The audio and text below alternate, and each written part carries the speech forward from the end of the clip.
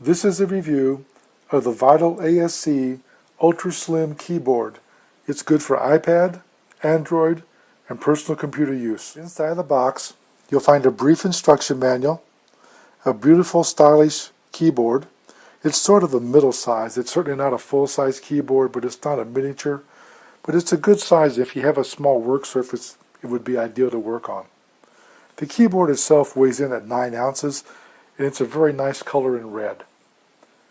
It also comes with a charging cable, which is a USB connector on one end and a mini USB connector on the other end. The mini USB connector is to plug into the side of the keyboard.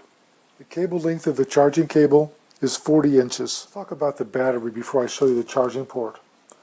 The battery is a lithium polymer battery, and it takes about 3 hours to charge. You can charge it with your USB port on your computer. You can charge it with an AC USB wall charger, or if you need to, you can even charge it with a USB car charger that's in your car. When the battery is fully charged, it will provide over 140 working hours with just 3 hours of charge. The battery can be recharged over 300 times. A mini USB port on the side, that's what you use to charge the keyboard with. On this side you can see the off-on switch, which you should turn the keyboard off to conserve power when you're not using it. I wanted to show a close-up of the color. It really is quite nice.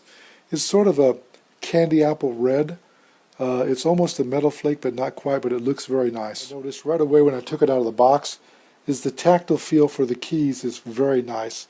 Very soft and bouncy, and it just feels very like high-quality keys. In the upper right-hand corner you see this area here. There's 3 LEDs and a button to pair with. This is the caps lock LED that lights up when the caps key is locked down. There's a charge LED, and when the keyboard's plugged in and charging, it's red. And when the keyboard is fully charged, the LED goes off. And then you have a power LED that when the switch is turned on and it's powered, it flashes white. And if it begins to flash in a kind of an orange color, it means the battery's getting low. Now I'm going to pair the keyboard with the iPad. First of all, I'm going to lift it up and I'm going to turn on the power switch, and you can see the power LED is flashing. I'm now going to push the little Bluetooth pair button and hold it down and release it. I'm going to come up here and touch settings. I'm going to touch Bluetooth, and it pops up and says keyboard not paired. I'm going to touch that.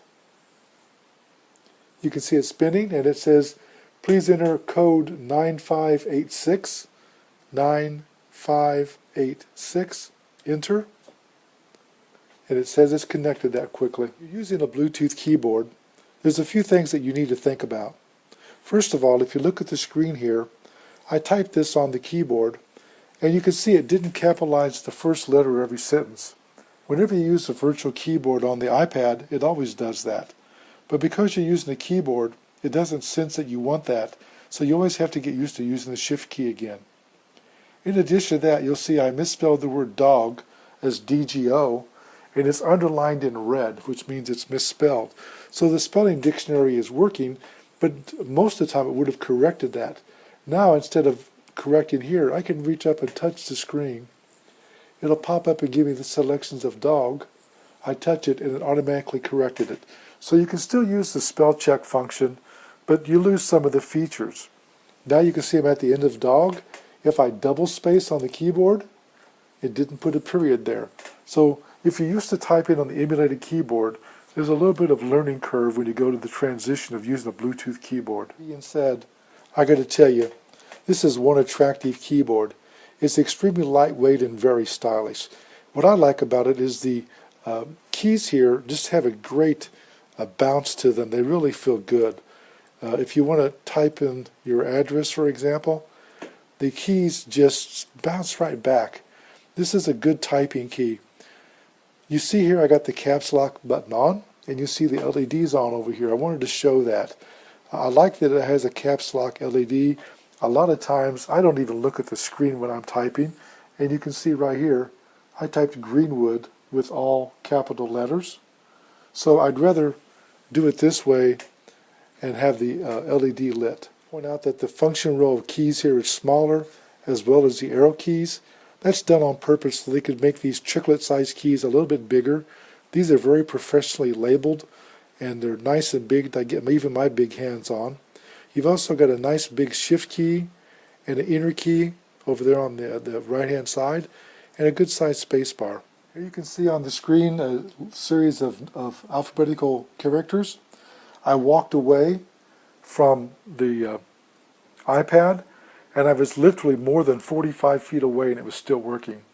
So the working distance that's specified of 8 meters, which is roughly 25 feet, is grossly understated. It's actually much better than that. I wanted to show that if you have a small typing work surface, I use this table all the time. Actually, it's helped me quite a bit with my carpal tunnel.